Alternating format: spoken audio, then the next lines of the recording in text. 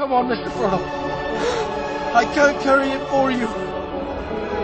But I can carry. সূর্যকুমারের সেই বিতর্কিত catch নিয়ে হঠাৎ লাইভে এসে একই বললেন ডেভিড মিলার। মুহূর্তেই ভিডিওটি ভাইরাল হয়েছে।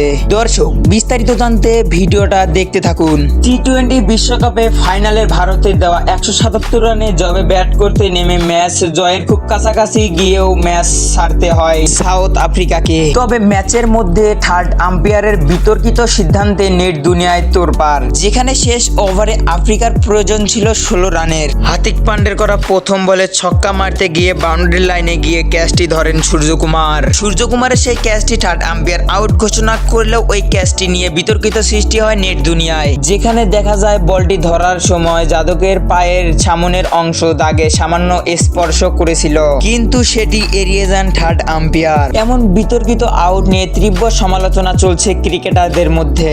সবে লাইভে এসে ডেভিড মিলার বললেন, ক্রিজে থেকেও দলকে জেতাতে না পেরে আমি খুবই লজ্জিত। তো দর্শক, ভিডিওটি ভালো লেগে থাকলে চ্যানেলটি সাবস্ক্রাইব করুন। ধন্যবাদ।